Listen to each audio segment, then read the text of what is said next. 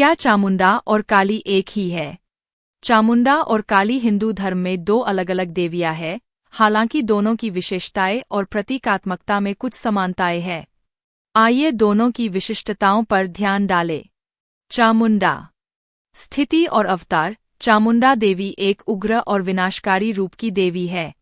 उन्हें विशेष रूप से काली के रूप के एक भयंकर अवतार के रूप में देखा जाता है, लेकिन उनकी पहचान और पूजा मुख्यतः विभिन्न पौराणिक कथाओं और परंपराओं में होती है। कथाएं और पूजा। चामुंडा देवी की पूजा खासतौर पर देवी महाकाली के कुछ विशिष्ट रूपों के रूप में होती है।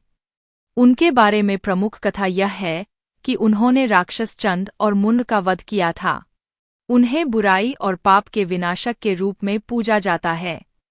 रूप और प्रतीक। चामुंडा का रूप आमतौर पर उग्र और खतरनाक होता है, जिसमें उनकी विशेषता उनकी काले रंग की त्वचा, कांटेदार गहने और गंदे कपड़े होते हैं।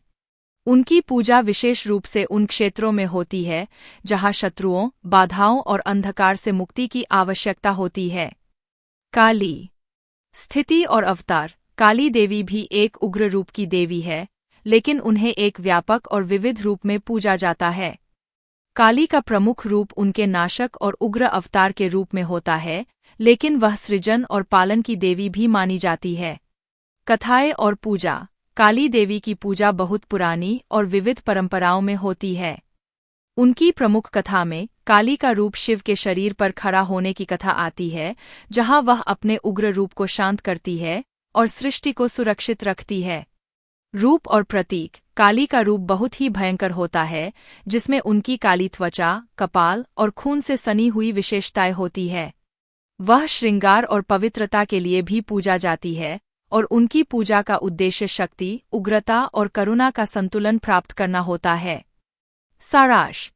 चामुंडा और काली दोनों ही उग्र और शक्तिशाली देवी है, और उनकी पूजा और मान्यता का तरीका उनके रूप और उद्देश्यों पर निर्भर करता है। चामुंडा अक्सर काली के विशेष रूप या अवतार के रूप में मानी जाती है, लेकिन दोनों की पूजा, भक्ति और पौराणिक कथाएं अपनी अपनी विशिष्टताओं के साथ अद्वितीय है।